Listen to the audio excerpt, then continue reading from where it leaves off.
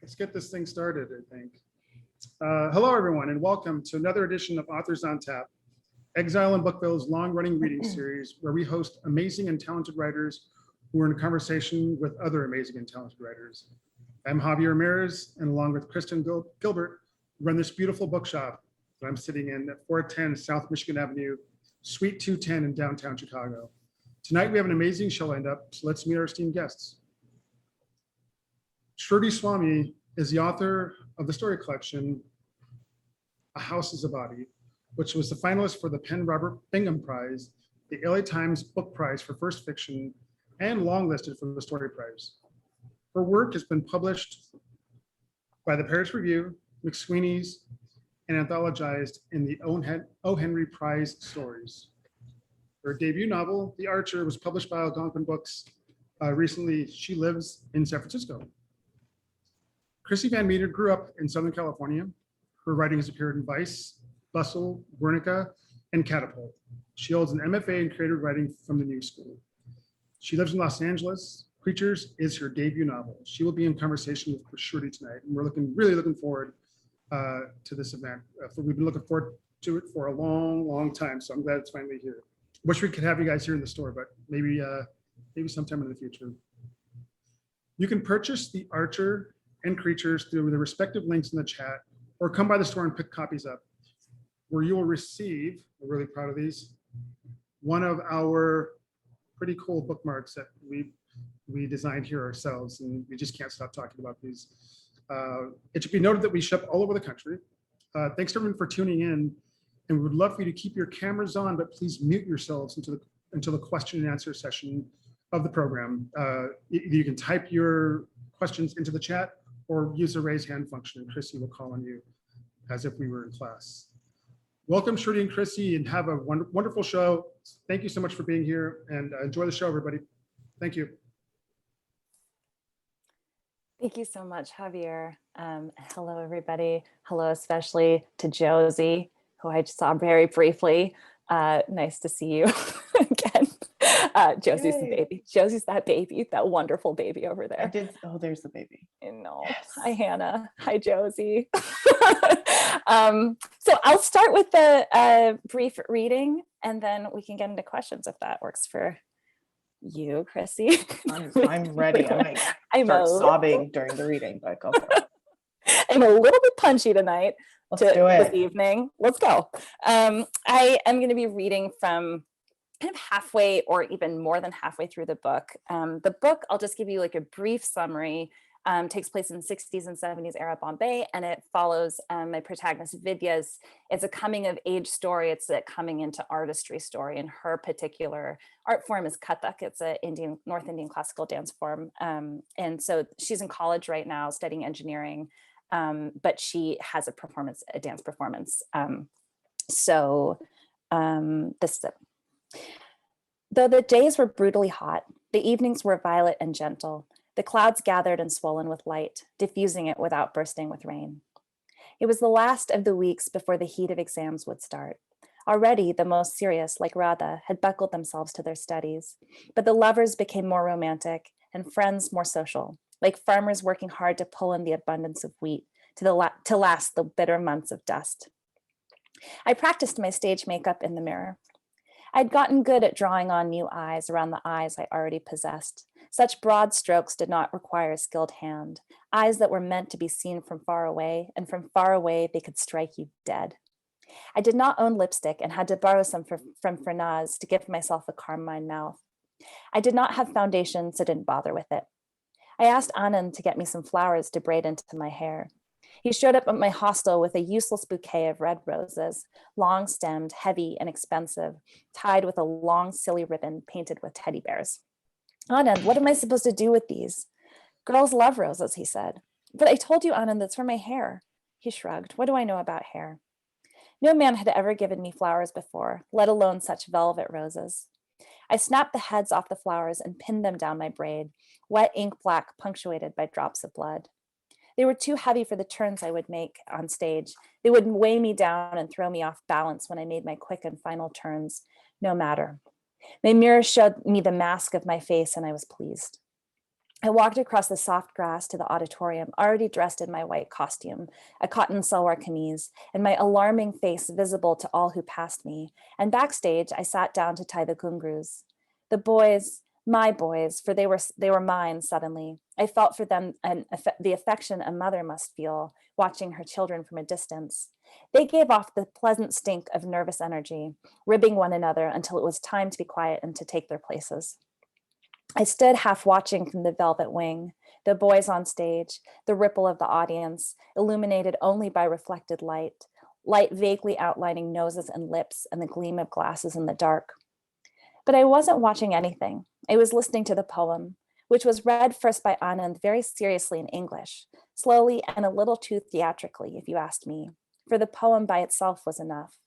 Still, the poem, which I hadn't truly listened to in months, had an odd effect on me. It dampened the light, it softened my breath, it lifted me out of myself.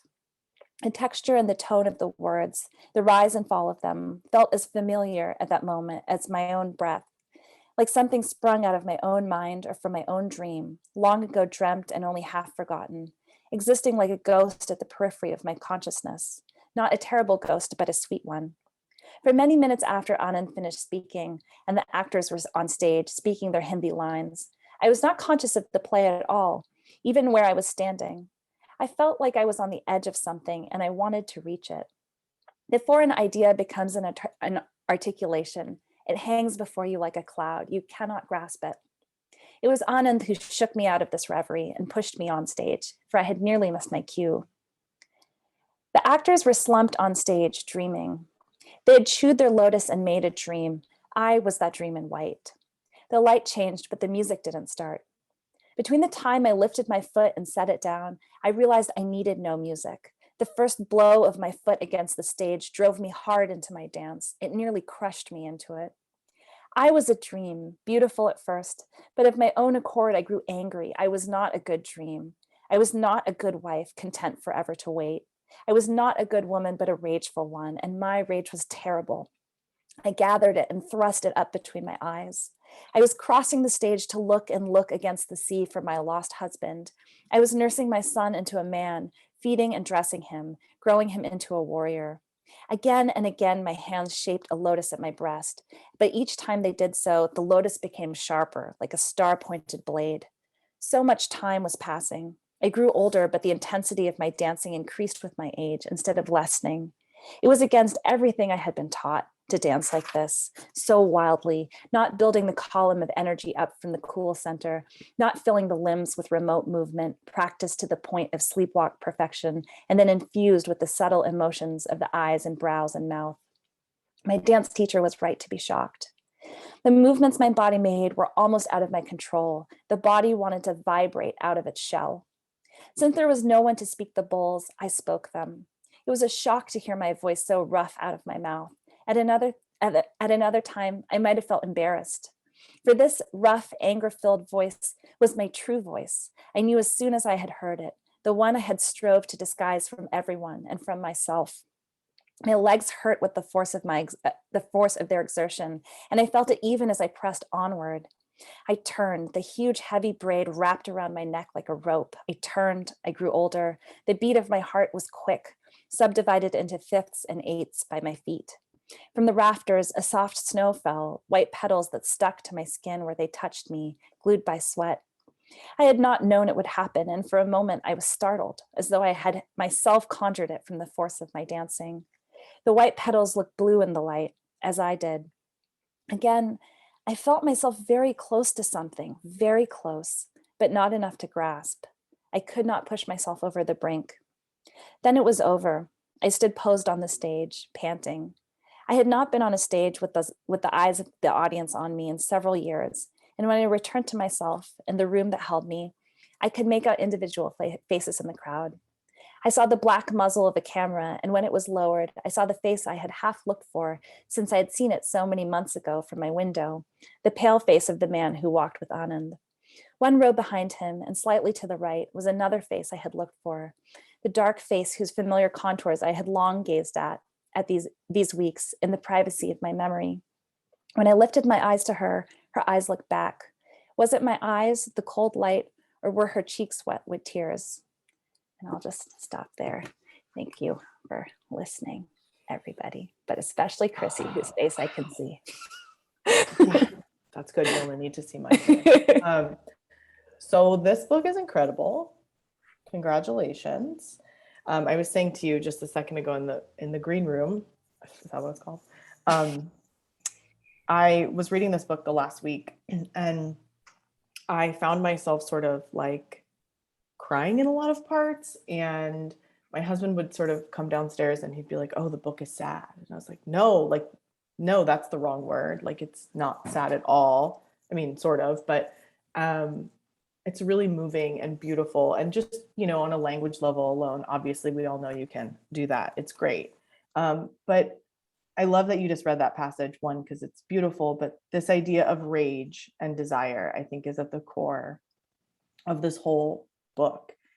And it's sort of like, I think any person, especially any woman, can relate to this in so many ways, of this wanting to crawl out of your skin and be something more, be something else, be something.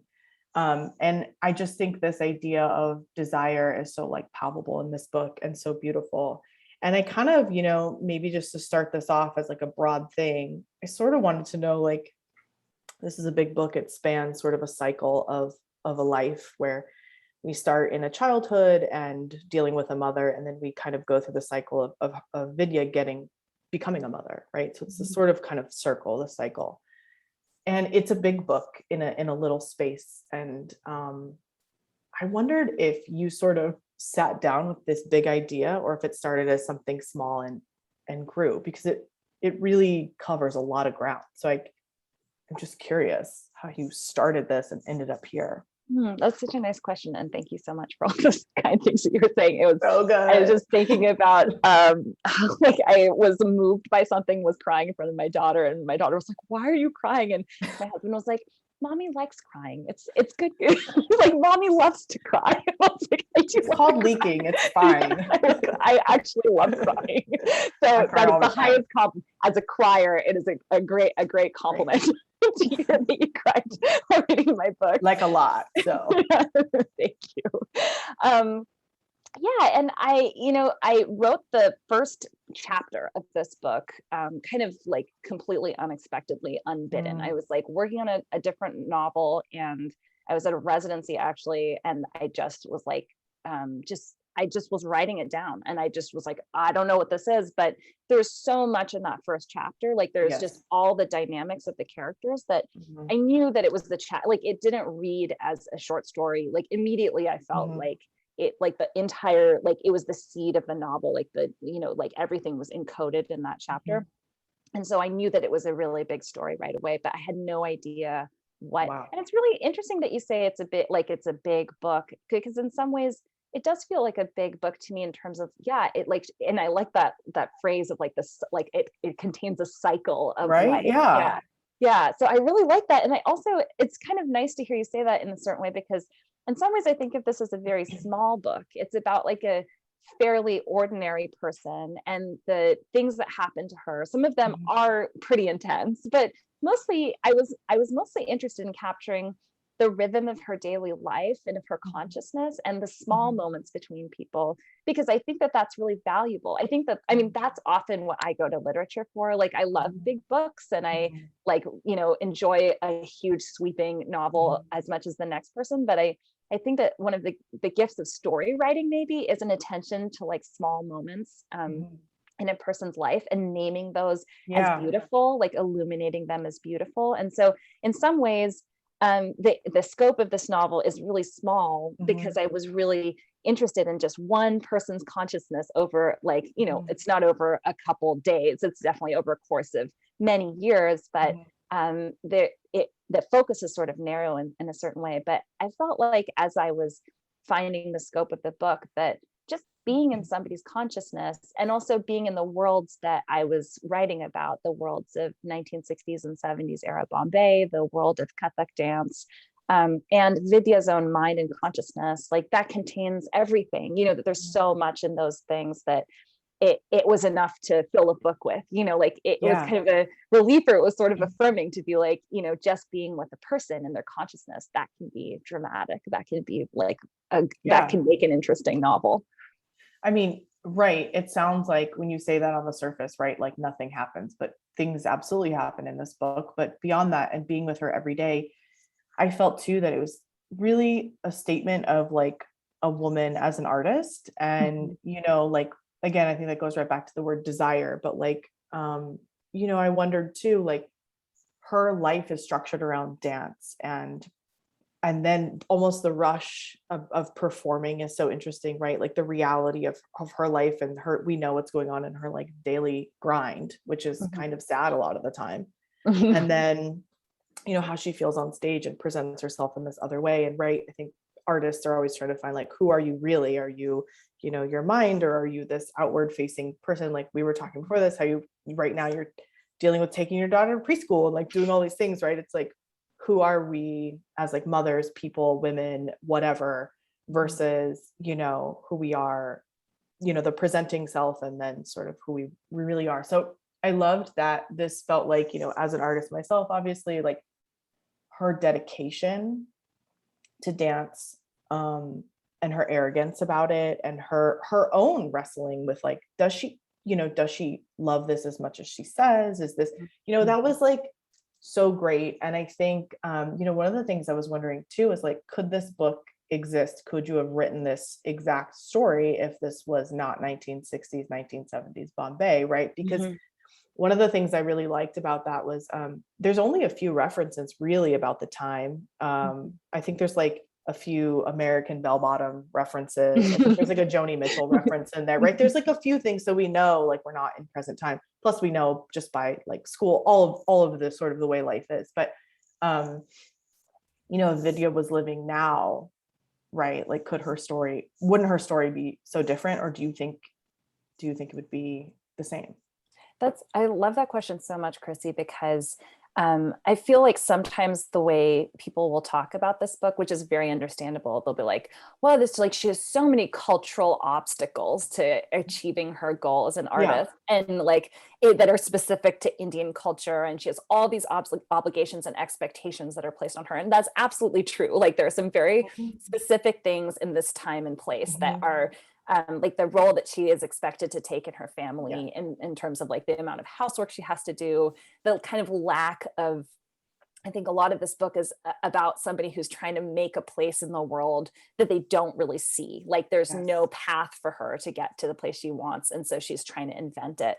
And I felt like, honestly, I've been thinking about it a lot since I've started to have to talk about this book more. And I understood that part of the question for me writing this book was, I think when you're the child of immigrants, you're always wondering like, who would I have been if they had stayed? Like, would I have been me if I had stayed? Like, I have such a particular like drive as an artist to create a certain kind of art. And like, would I have had that? Would I have had my aesthetic sense? Would I have had this feeling that there's so many, right? There are a lot of cultural forces that are obstacles, but exactly what you picked up on, I'm so glad that you did. There's a lot of internal doubt that there's one of the biggest obstacles that Vidya faces in her life to become a dancer is just, am I good enough? Like, do I love it as much as I love say this? I Like, I want this, but do I love it? Yeah. Am I good at this? Like sometimes she's incredibly arrogant, and other times there's a lot of just like internal doubt. And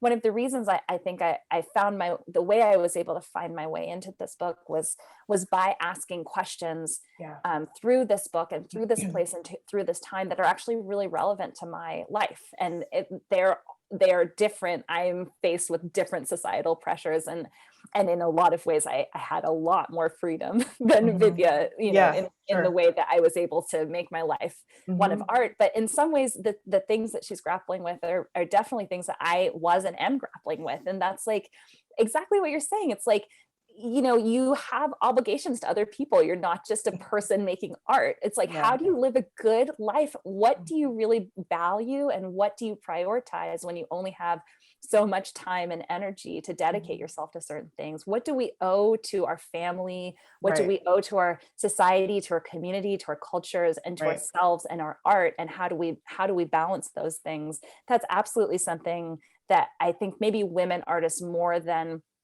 non-women identified artists grapple with because of the particular expectations that are placed on women in this culture. But I think that's something that every artist probably grapples with in one way or another. And it was a question that I was really like invested in exploring, even though it was in this different time and place. Yeah, because I think, I was thinking about that too. Like, okay, obviously I was not in Bombay in the 1960s, and I'm a white person growing up in the 80s and 90s in California, right? But then I related so much to that kind of internal struggle. And I think, like you're saying, just it is like a statement on so many, about how we think about art as artists. And a lot of times I feel like that's kind of horrible. A lot of times when I read books, about artists talking about art, it's like, oh my God, I can't do this. But this was great and really kind of beautiful, because it really presented a woman as, multiple things and desiring many things, right? And one thing I loved about her marriage, and I don't want to give too much away, but when she does get married and has to face sort of these realities of being a woman and what does it mean to be a wife, which, time and space, sometimes those end up being the same, right, throughout time. And she thinks she sort of has this cool 70s contemporary marriage where they're going to be these equal artists, and he writes his poems, but she's the artist. He's not really an artist, and he actually really wants a wife, and he wants, it's almost a phase for him. And there's this piece that broke me when they're having a conversation where her husband, what's his name, Rustum, when they're having a conversation, he's a little bit drunk or something. And, they're this is the beginning of their marriage. They're trying to figure out what does it mean to be married? What does it mean to be equal? Are we equal? There's a lot of class differences there, gender differences, all sorts of things. But they're having this conversation where he's you love it. He knows she's dedicated to her art, and she doesn't even understand what he's saying. I think she sort of eventually does, but her commitment to this thing that consumes her, right? This dance, this structures her life. She thinks about it when she's not dancing, right? I just thought that was really beautiful, that even though she thought and wanted some sort of equal, maybe sort of modern, right? Marriage. It was a new kind of way to be married at that time. It just sort of wasn't what was, but I just thought that was really beautiful. And I do, again, I'm not sure, you're saying now, obviously you fell into that, but it's interesting that you were kind of asking the questions about art, because I feel that so strongly throughout, the desire for women to be artists. And then what does that even mean? And I think she certainly is trying to answer that throughout. So I love that I don't know, this book's so good. What else can I even say? So annoying. No, but I really appreciate that reading of the marriage too. I was really interested in two idealists who were trying to create a utopian marriage, and that there was just too much pressure. That there's, if you're trying to create some any relationship, and her relationship with Radha too, her classmate in college, that in both of those relationships, I think there's something incredible that happens in a relationship between two people where you're in a lawless space where you create it. It's whatever culture you're in, you have this feeling where you're between you and me, this is how things are, and you negotiate that space separate of that. But of course, there's so much pressure from the outside, and especially in these two relationships in different ways. I was really I was interested in seeing what would happen if somebody tried to create in different ways, trying to create something that they had no model for, but within a society, but with pressurized by a society that had no model for it. And yeah. Well, let's talk about Radha then, because I don't want to give a lot away of the book, but I would say that the relationship she has with her friend in college it's just so beautiful. And like you said, it's like their own boundaries, their own world. And it's like why you find anyone on earth is like that you need that person at that time in your life. And it kind of did, probably because I just read this. I was rereading, I read Love in the Time of Cholera again during pandemic. Mm-hmm.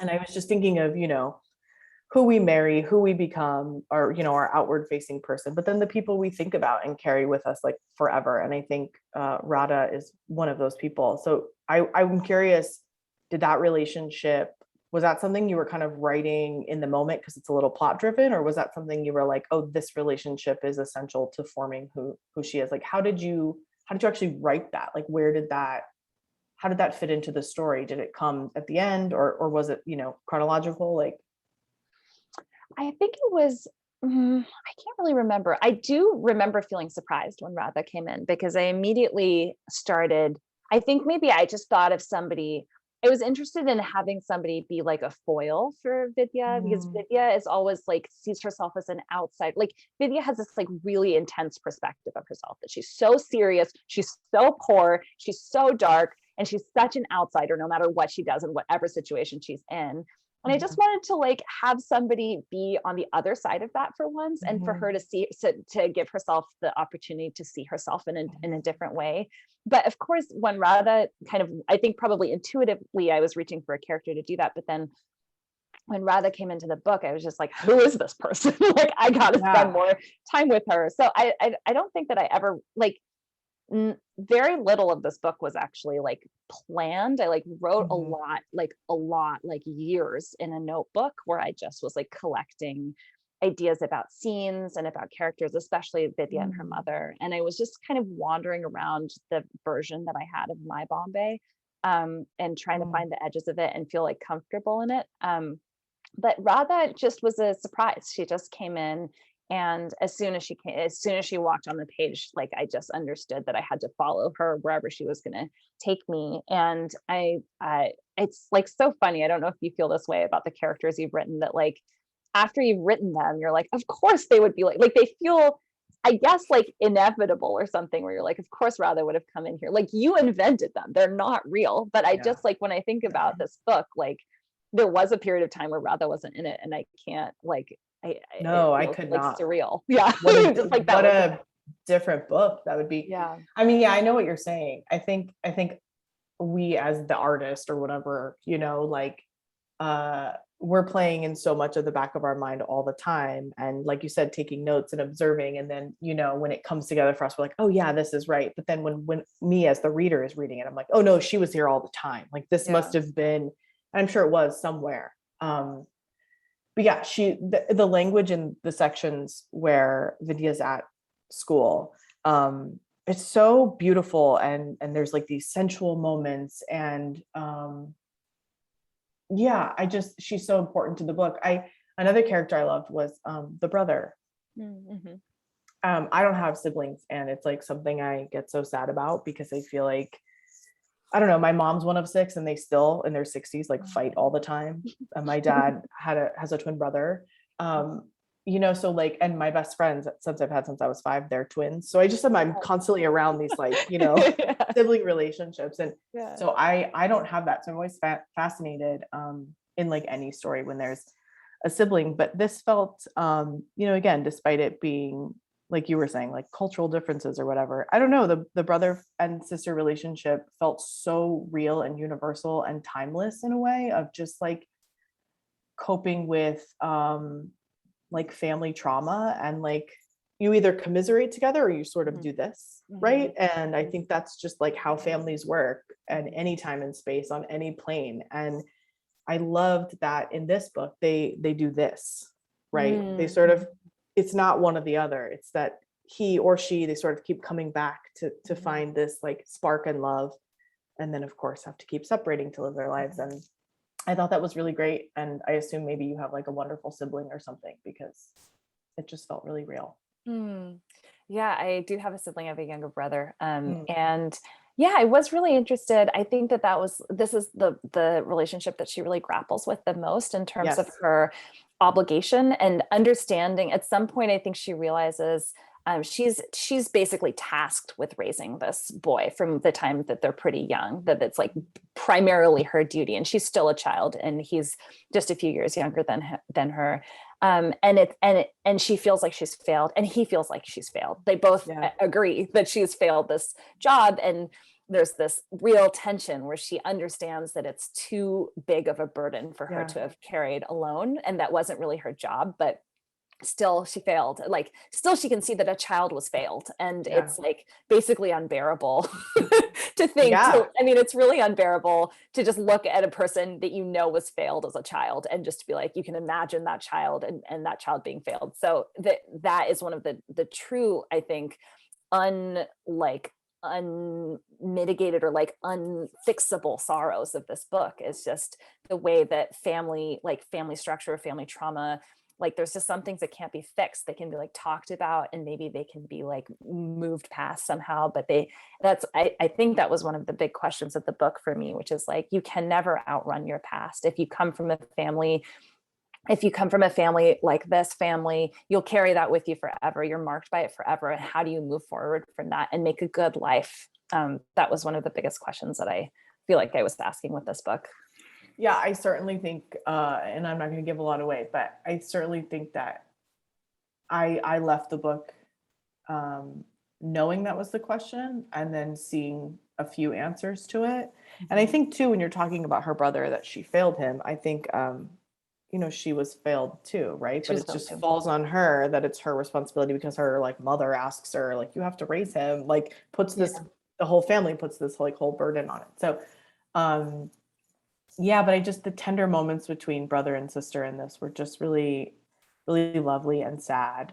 But and when she obviously has a baby, which is great. And because the language in that section, obviously you're a mom, but the language of like pregnancy, and then sort of getting this, like the hospital, the terrible kind of in-laws, and then like the community support, like it's just this kind of like, we're holding our breath, and then it's like this exhale, and there's, I don't know. I thought the pregnancy and birth section was really great, and wondered if, how that came to be. Were you thinking maybe that always had to be, or could she have been a person that didn't ever get pregnant? Yeah, I'm trying to remember when I understood what the structure or like the trajectory of the book was, because I think I had a very little sense, like I was writing scenes that were in the past, like the deeper past of the book in third person, and then like the more present of the book in first person. And I was like, I wonder when this is all going to come together. It was just in little scenes.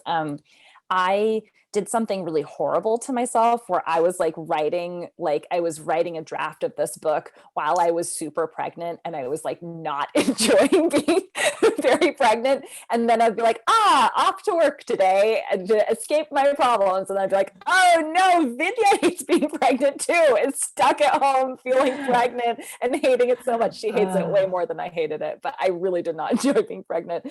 So it just sort of happened that way. I think I've written a lot about motherhood and maybe even pregnancy and birth before, because I think I've always been really curious about it. And I was just like, oh, great research, whatever, to be pregnant while I was doing it. So it was actually like the worst thing to do. But it felt really important to the book. I think that the book is so physical. That's so much about the body, that I just wanted to give her an experience that that marked her and changed her relationship with her body so dramatically, because and in a way that was like horribly painful, but ultimately just transformative. Like there's nothing like what that would have given her without it. Yeah. No, and I think too, the body, I mean, that's kind of where I was going with the pregnancy stuff, but the whole thing is so much about the body, like the heat, the food, everything that's happening to the body. And, being a dancer, she's really an athlete. Yes, it's art, but like she has the discipline of an athlete.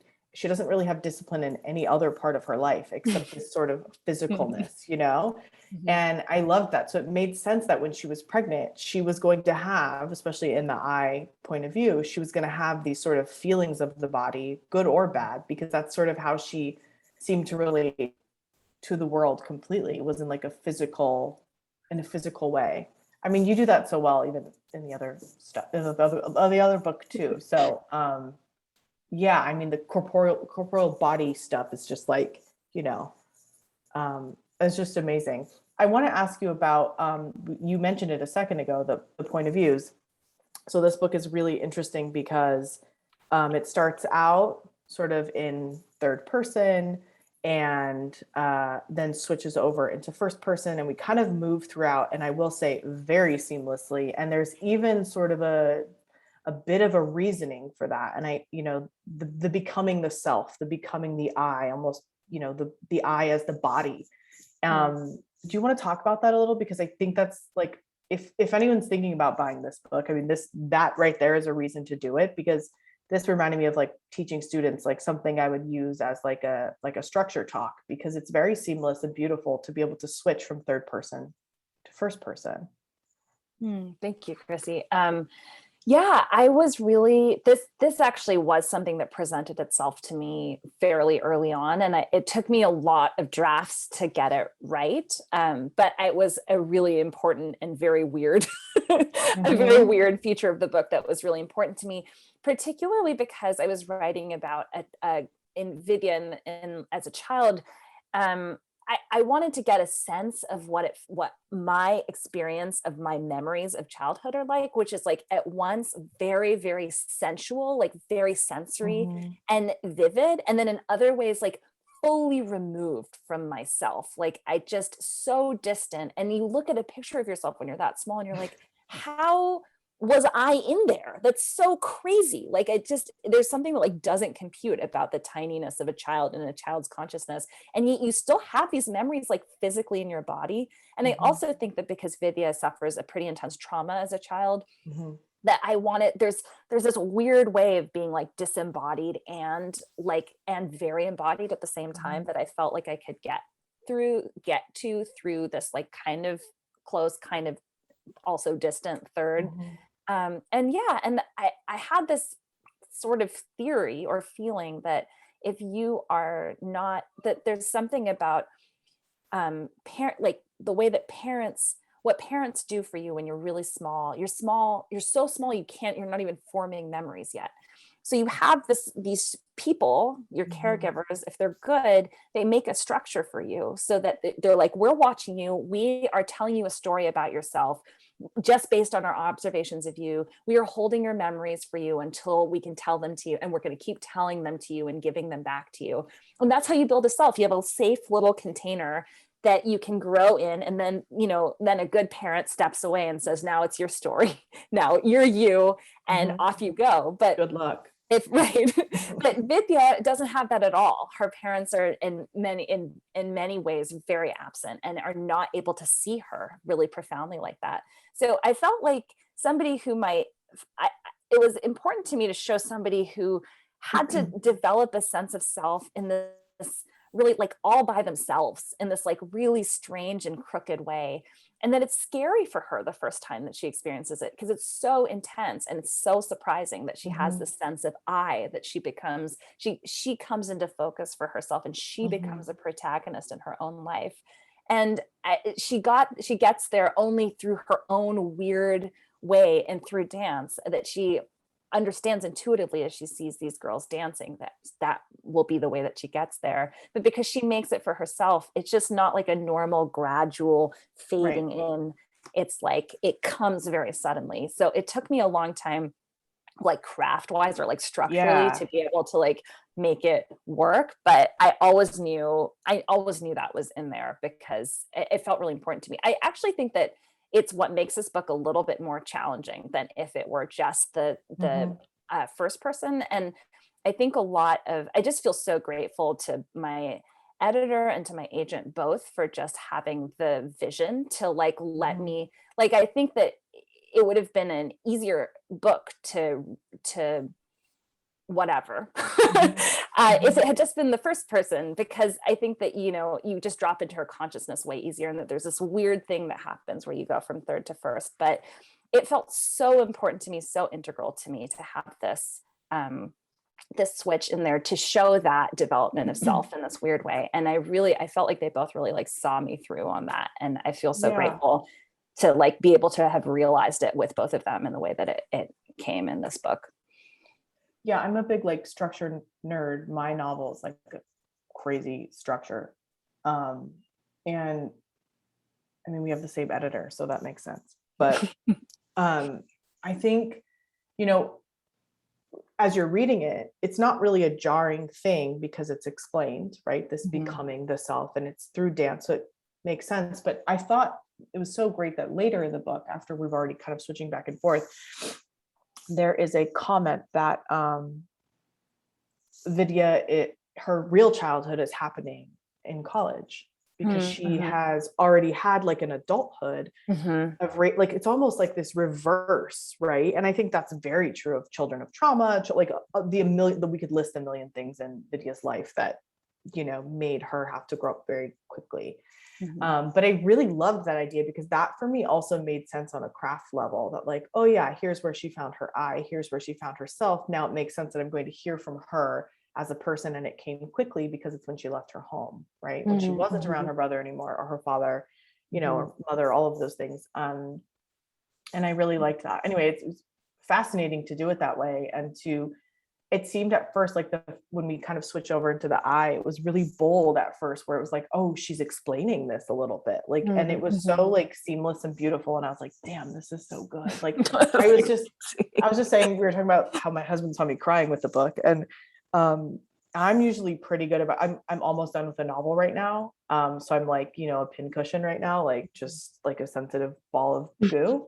And so I try not to read anything because, you know, if you read anything, especially something that's good, it just like totally ruins your brain. And so I was like, when they sent me the book in the mail, I was like, oh, this is probably a terrible time for me to read this, but I'm so happy I did, because a lot of the questions you're asking in the book, and I'm going to guess we're probably near the same age, but a lot of the questions you're asking in the book about motherhood and this cycle of motherhood of like, can you escape your own mother? And also, can a woman, when she has her own child, like, right, get another shot? Like, isn't that what it always is in every woman's life? Like, you know, how can you do it better? How can you be different? And even if you had the most wonderful mother, like, there's still going to be things that you didn't get, or you know, I think about this all the time, and this is certainly what I'm writing about now too, is like, I think it's impossible to be a good mother.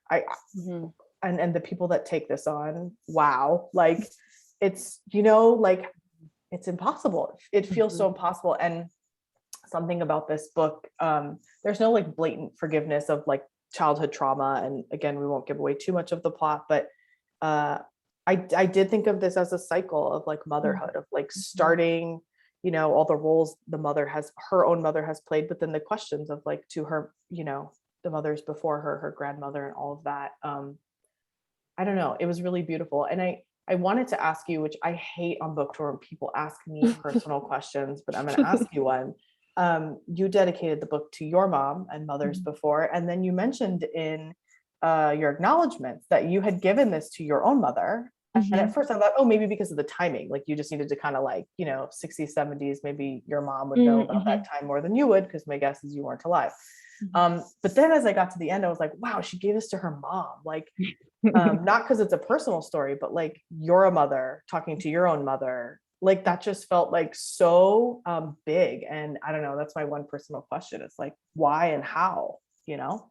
Yeah, well, this book actually came out of questions, or just long conversations that I'd had with my mother about her life, my mother studied and performed Kathak, Wow. both in India and in America when she came to America, and taught here for some years too, and stopped performing and even teaching, I think, by the time that I was born. So I never really saw her perform. And I don't even really remember if I saw Kathak that much before I started writing this book, maybe a little bit, but the focus on Kathak in particular, there were some conversations I had with my mom and thinking about it and watching these. Well, no, that's not true, because I love Akram Khan, who's a Kathak dancer. So I think I've loved him for many years. So that was probably one of the inroads for me too. I was just thinking about Kathak. So like, I just love the idea of Kathak being this like, non-narrative, like there are many parts of Kathak that are narrative. And I actually, as I've like read more about Kathak recently, I've been like, oh, actually I think that Kathak is really known for its narrative, primarily known for its narrative elements, but I really focused on this non-narrative element of it, of this like mathematical, really beautiful, really intense footwork that's totally non-narrative. You know, it's this incredible footwork and these beautiful turns, and that being something so profound, like that having so much meaning, and there's like layers and layers of meaning that have accrued throughout the centuries of the development of this dance.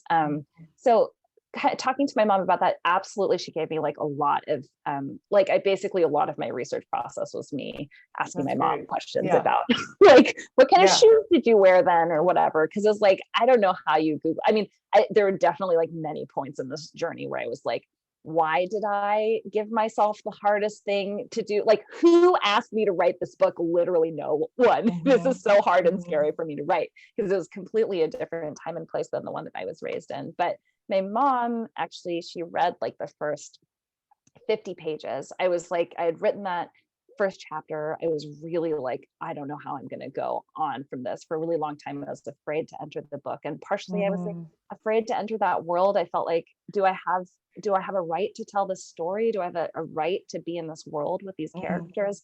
And I wrote that first 50 pages and I showed it to my mom, and my mom said, you know, some of the details are wrong, but the like essence, or like she didn't use the word vibe. I am filling in the word vibe. Maybe she did. The vibe is right, and keep going. And just getting that permission from her was really important. I was like, I felt like I was like, okay, I can do this. I'm not like going to be an expert. I mean, another thing about it was that I was like, well, I don't have to create like a definitive portrait of 1960s and 70s Bombay, because everybody's experience of the city is so different. So I could do a version of Bombay. Like if I wrote about San Francisco, I would be writing about my version of San Francisco. And I even think that Bombay is like so multi-layered, has so many worlds in it, that I found myself beating a particular path, finding a particular path through that world. And it was like, it's mine, it's my version of it, it's not the version of it. And that also gave me a lot of I wonder too, like I think about this a lot, like whose stories can we tell, and you know, like what permission do I give myself, and what do I want to read, like, you know, and it does feel like when I start any project, particularly like I'm writing a book about motherhood or lack thereof, and like I don't have children. And then there's like, you know, but it's like, I have a mother, like, you know, there's all these things of like, well, what can I, what is mine to write about? But I think what's so great about this book, and you said it in the beginning, is like, we're in Vidya the whole time. And by the time I'm done with that book, I feel like I'm standing on the roof with her. Like I'm with her. Like you know, it's an interesting way, even though it's partly in third person and in first person, but we're so connected to her. And I think that kind of is the permission, right? It's like, if you're taking on a character, I feel like you're taking on a person, you know, and as long as you're making them open, then we can all come in. And I think, you know, it's interesting you started with the dance stuff, because I always write about nature and then I panic. Like I have to study every sequoia tree. And if I don't understand how sequoia tree bark works, then I cannot write this novel. And then like by the end of the novel, I've cut all of that out and there's no, like, what am I talking about? Like that was never what the novel was about. Right. So like, obviously the dancing in this is absolutely part of Vidya's life, but there's really not that much of, you know, like, because we don't really need it. We just know it's like kind of like the structure in her brain.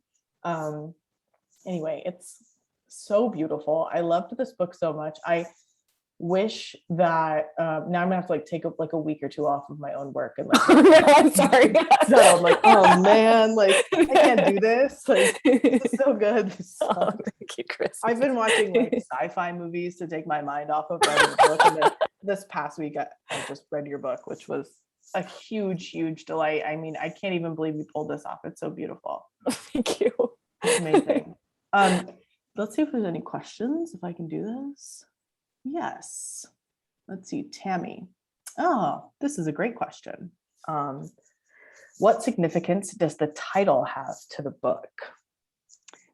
what significance does the title have to the book? Great question. It's about a dancer. Why is it called The Archer? I felt like when this title, I didn't think of it. My really good friend, Mung Jin, read this book actually 3 times over Wow. a very good friend. Yeah, Read it wow. like 3 times and suggested the title to me. And I was like, it was so like, that felt like very like alluring to me, because it felt kind of like cheeky or something to have a book about a dancer that is called The Archer, something totally different.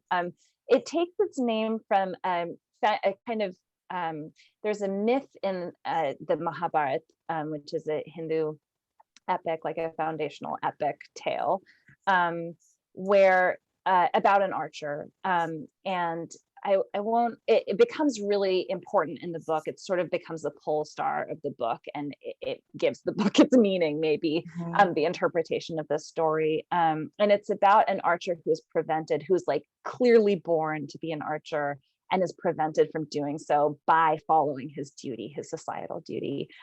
So it was a story that really is a very complicated and kind of ugly story that I struggled with as a child and as an adult, trying to understand what it meant and how that could be, that didn't look like justice to me with that story. That the kind of justice that happens in that story does not feel like justice to me. And I wanted to understand it. So partially this book is an attempt to understand it, to interpret that myth in a way that makes sense to me. And it is the way it within it, it turned out, by talking about that myth in the way that I did, it turned out that I was able to talk about like what I believe about art. So who knew that was in there, but I guess it is. Yeah, it is really, and again, I won't give too much away, but it really does, I think, bring the book together. And again, like I don't want to make it sound boring that this book is about art, but I think it's about just, again, like I would rather almost use the word desire, because while it is about art, and that is part of, it's just the desire to have something that's yours, that like nobody can penetrate, that like nobody can take from you, like not your husband, like not even like, the people that she falls in love with in the book, like it's hers, and it will always be hers. And I think, I was thinking to something you had just said a while back, but I do think that maybe there's a moment where, as she becomes a mother, and as she kind of does not want to follow her sort of societal role, she does see her mother in a new way, and kind of really understand, which, in a kind of a tragic way, because they have a tragic story, but did you know that was going to happen, or did that come accidentally? That definitely came accidentally, although I do feel like becoming a mother, in a very terrifying way, kind of makes you reevaluate your childhood and what you thought of your parents.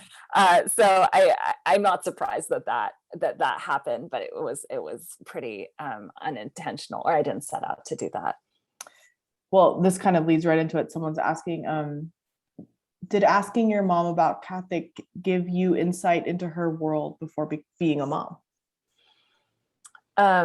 Yeah, I got a lot of insight from my mom by talking to her. Also, just talking about like her childhood and what her what her life was like. I don't know if me and my mom have a similar aesthetic. I have a really strong aesthetic sense, and I was really curious if my mom had this. A lot of this book, I don't know if this is even an answer to your question. I feel like some of this book was like, what if this world, I mean, maybe it was like a kind of like a weird writer, like a greedy writer thing, where I was like, what if this was mine? Could this be mine? And then I made it mine. So there's a lot of things that my mom told me about her life very generously that I just kind of like, like gobbled up. And then I was like, this is mine. I've imagined them now through my own language. And now they're mine. They're like my own memories almost, or something. And so, yeah, I do feel like this was my mom, I have to say, read also many drafts of this book. And there are some parts of it that do are closer to her own life. And then some parts where it really departs. And in the parts where it started departing, I was like, she was just like cool with it. She just didn't, I thought that she might be a little bit like like possessive or, or something, but she was just like, cool, go for it. You need to do whatever the book needs you to do. And I'm curious to find out what happens. So she was incredibly supportive the whole way through in a way that was honestly extremely surprising, not because my mom is like any kind of way, but just because I feel like if the positions had been reversed, I would feel like, wait, no, that's not what happened. Yeah. And then I had to keep being like, it's a novel, Mom. And she'd be like, I know. Yeah, no, I think as writers, right? Like I think it's funny when I mean, you're on book tour now, so you're probably getting these all the time, but people are like, oh, which character's you? And I'm like, all of them. Yeah. All of them, the good, the bad, all of them, because it's my brain, like making these people, like I'm all of them. I have interpreted what I have seen, what I have, the things people have told me, like maybe plot things end up becoming literal, but like the interpretations of what's happening is like me. How could I say anything else? Right. Like I think, I love that you said that it kind of becomes your own memory. Yeah, there's also this way where it's like, I feel like people sometimes will be like, oh, you're always wondering, and even when you're a reader, you're always like, oh, did this actually happen to this person? You have this, but it's something like, I didn't even notice how exposing it actually is, where it's like, no, none of like, some of this stuff might have happened and some of it doesn't, is like totally irrelevant. Like, this is my actual like way I think, and like everything that I've ever thought or felt is basically in this book. So like fixating on like the plot elements or something is like just a red herring that I'm just like, no, this is the most exposed I will ever be, because this is literally everything I've thought and felt, like that's the thing that's so like so vulnerable about writing a novel. Is like you because how else can you write a novel? You have to like climb into the character and then be like, what would I do in that situation? I mean, maybe there's another way to write anything, but I've never been able to write not like that. Probably like a mediocre white man has a different take, but I certainly think like my book is like similar, right? Like it's my own thoughts, and I guess it's like autofiction in a lot of ways, which was like wild to go on book tour with people asking about that. But I think that like the book I'm working on now is like, oh no, I'm gonna write this one totally in the third person, and it's not gonna be me. But like now I'm so deep in, I'm like, cool, it's just me talking to myself again for like 200 pages. I'm just like, whatever. I don't know. I think this is just the way it goes. Like, I don't know yet. I have not figured out another way, but like, I don't know. Yeah, but I like my way. Yeah, it gives me great pleasure.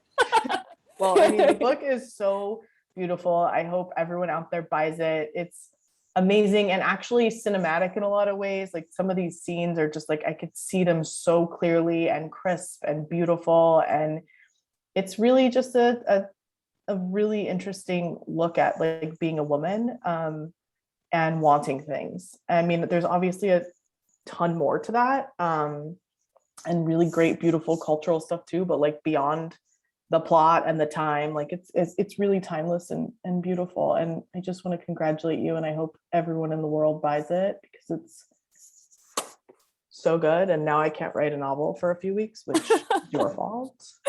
Sorry, Crissy. I will blame you for that. If anyone has any more questions, Jan says she can't wait to read the book. Jan, you're gonna love it. Thanks, Jan. If anyone wants to drop anything in, let's see. I'm like squinting with glasses on. Obviously, need a new pair. Yeah. Anyway, it's great. You have another novel too, right? Did I make that up? No, you did make that up. No, This is it. It feels funny because it's like this book came out so close to the other book, and people are like, wow, you had such a productive pandemic. But no, I've been working on this book for like 7 years, and that book for like 10 years. It was just the timing. And now I've like written everything I've ever thought and felt, and now I just need to have like more experiences so I can like have new thoughts and write something new. I don't think I wrote much. Like I just started, I have been thinking about a novel probably my book came out 2020, which meant I sold it in like 2 years before that. So like I didn't really write a lot. But now that time has passed, I'm like, I guess doing something. I don't know. Like, I could eat. Like, I could write. Always eat. Okay, there's one last question, and then I just want to remind everybody that you can get signed copies. The link is right here in the chat. And then the last question is, are you going to go see Akram Khan at Harris Theater in November?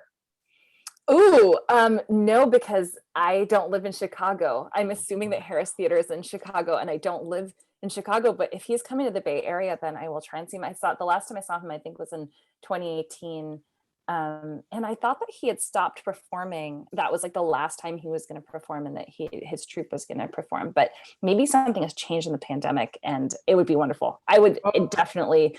Tammy says this is his last one, so you might have to go to. I gotta Chicago. go. Yeah, I'm gonna have to come to Chicago. And I'll see go it. with you. This sounds great. I did a lot of YouTubing to like watch the yeah. dancing, and I was like, oh, this is amazing. Yeah, it's really it's incredibly beautiful dancing, and he was one of the people I looked at a lot.